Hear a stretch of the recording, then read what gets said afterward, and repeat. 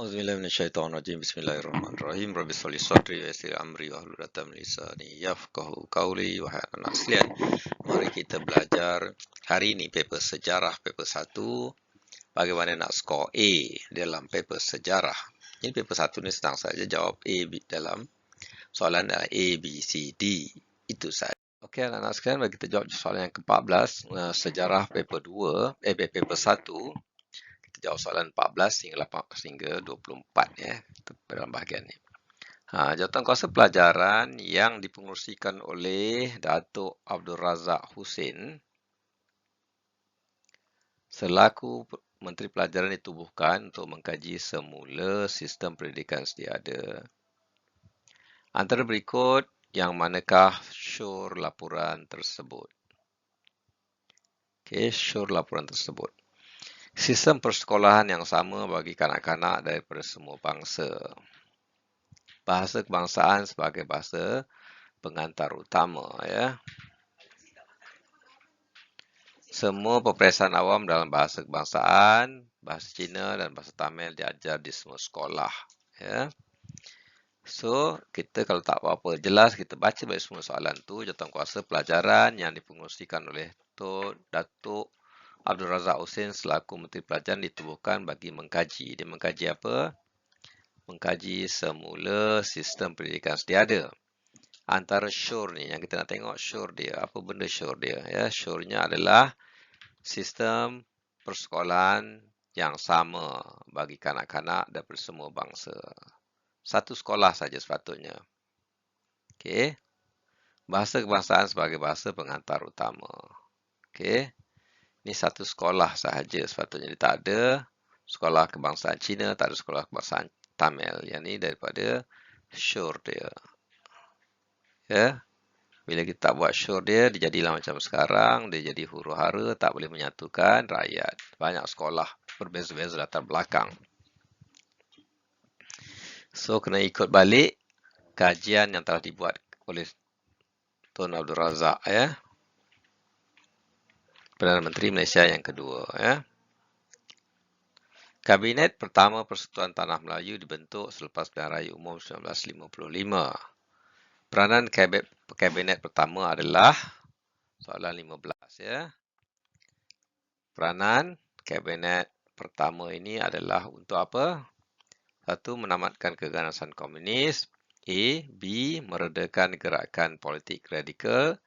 Jawapan C. Menjamin penguasaan ekonomi British. Jawapan D. Mengurangkan kuasa pentadbiran British. Ya.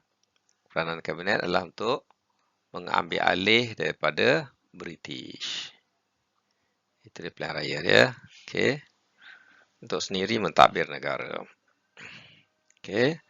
Soalan 15 dan 16 ya. Kita jawab tadi 15, 16. Ya, di peringkat ni. Saya tengok 17, 18, 19.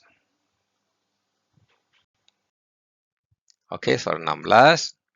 Gambar 2 menunjukkan ahli Kabinet Kerajaan Persekutuan. Mengapakah Kabinet pertama penting kepada negara? Kabinet pertama penting kepada negara. Menyatukan parti politik? Tidak. Menunjukkan kompromi antara kaum. Mengukuhkan kuasa Raja-Raja Melayu. Pertambahan kuasa Pusuruhjaya tinggi. Okey, yang ni pun tak.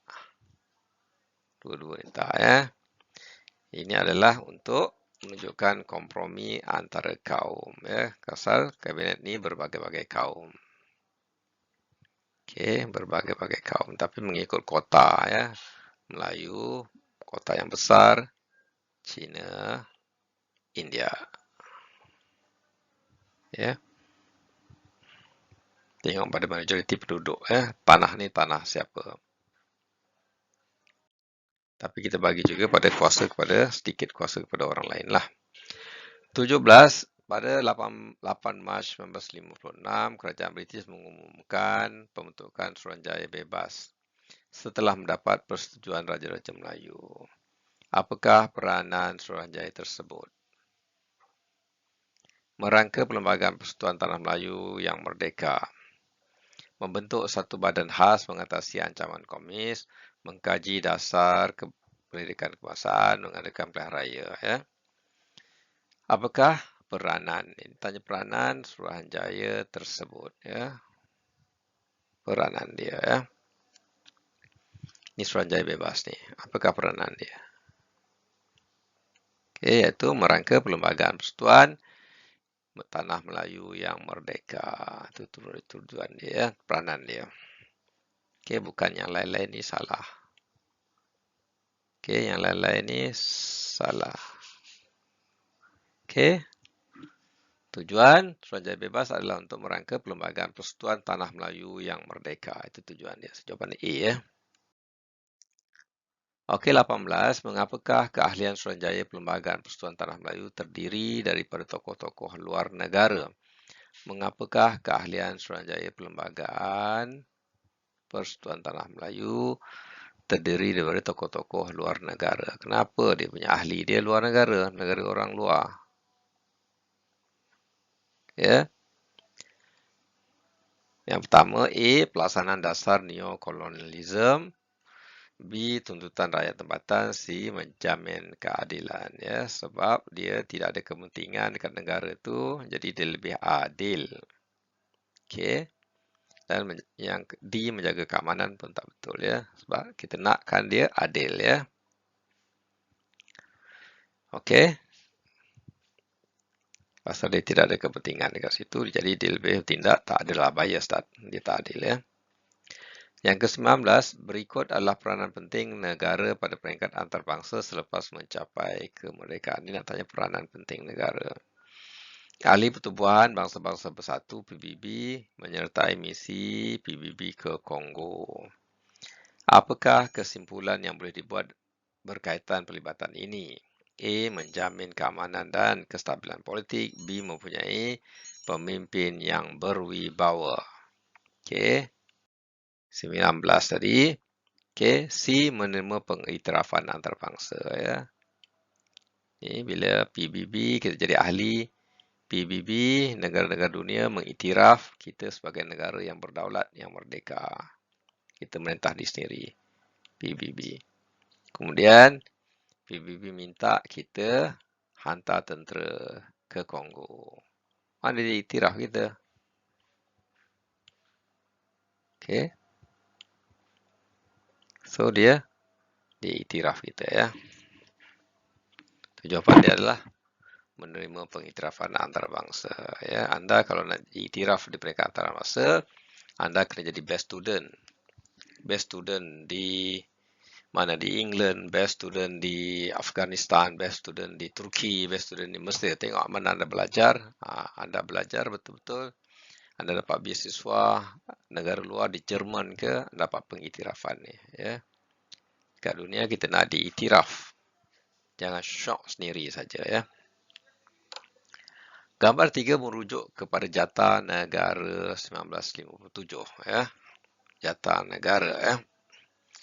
Ini adalah logo negara kita ya. Apakah kepentingan lambang tersebut? Lambang tersebut penting sebab apa ya? Menunjukkan ketelusan, mempamerkan kehebatan, mewujudkan semangat berdikari, dan yang terakhir melahirkan semangat cintakan negara ya. Anda punya logo sendiri, syarikat anda ataupun organisasi anda. Jadi anda nak diiktiraf, anda adalah diberikan nama anda ya. Diberikan anda nama supaya anda diiktiraf. Okey. So nama anda siapa? So andanya logo. Di Malaysia nama dan logo. Supaya anda diiktiraf, bila anda diiktiraf sebagai best student di sekolah menengah Puncak Alam 3, okay, anda ada nama di situ ya. Nama anda sudah nama telah diiktiraf. Okay.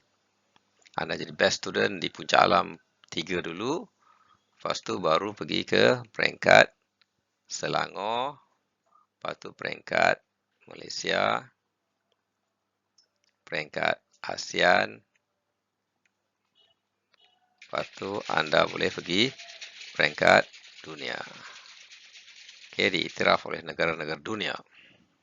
Okay. Nombor 21, mengapakah kedaulatan penting bagi sebuah negara? Kedaulatan penting bagi mewujudkan kesejahteraan rakyat. Ya. Jawapan B adalah bukannya menjadi kuasa politik unggul di dunia. C menunjukkan kekuatan angkatan tentera. D membuktikan dasar luar mengikut situasi semasa. Ya, kedaulatan penting untuk kesejahteraan supaya diiktiraf. Raja 1 menunjukkan ciri-ciri negara berdaulat. Ciri-ciri negara berdaulat X. Mempunyai pemerintah, mempunyai perundangan, mempunyai sempadan. X ni apa? Ya, X ni dia mempunyai rakyat dia sendiri. Ya, kalau negara tak ada rakyat, raja tak ada rakyat, pemimpin tak ada rakyat, dia bukan pemimpin. Okey. So nanti dalam soalan-soalan yang akan seterusnya nanti dia akan bagi gambar rajah ni tapi dia kosongkan yang ini pula. Ataupun dia kosongkan yang ini pula. Ya, atau dia kosongkan ini pula. Jadi anda kena tengok empat-empat perkara ni kena hafal ya. Bila tukar X ni saja anda dah boleh tahu dah ya. Itu saja dalam trik dalam soalan. Okey, jadi anda tahu ciri-ciri negara berdaulat mesti ada rakyat, mempunyai pemerintah, mempunyai undang-undang dan mempunyai sempadan. Okey. Soalan nombor 23, ini kita dah jawab. 23, mengapakah berlaku pindaan perlembagaan persekutuan pada 1963? Kenapa berlaku pindaan perlembagaan? Dia pindah perlembagaan kerana kenapa? 1963 Malaysia terbentuk ya. Sebab apa? Sebab masuk Sabah dan Sarawak. Okey, Singapura keluar. Sabah Sarawak Singapura keluar ya, minus 1. Plus 2 minus 1. Soalan yang 24. Maklumat berikut merujuk kepada Undang-Undang Negeri Melayu. Negeri Pahang dan Kedah. Pahang, Hukum Kanun Pahang. Kedah, Undang-Undang Kedah. Apakah implikasi daripada pengenalan undang-undang tersebut? Dia nak tanya implikasi dia. Ya, perpaduan serta kawalan kepada raja. Panduan dan serta kawalan pada dia sebagai guideline kepada raja dia, punya implikasi dia. Itu jawapan C yang betul ya. A jawapan dia kedaulatan, anda kena baca juga A, kedaulatan negeri terjamin, kesultanan menjadi unggul. C, panduan serta kawalan pada negara. D, keselamatan rakyat tidak terpelihara. Jawapannya anda adalah implikasinya adalah jawapan dia C, panduan serta kawalan kepada raja. Ya, raja ada sistem dia ya. Semoga mendapat manfaat. Nanti kita akan sambung lagi untuk soalan-soalan yang seterusnya ya, 25 dan seterusnya sampai habis sampai ke 40 ya. Kita berhenti setakat ini dulu. Sambung siri yang ketiga.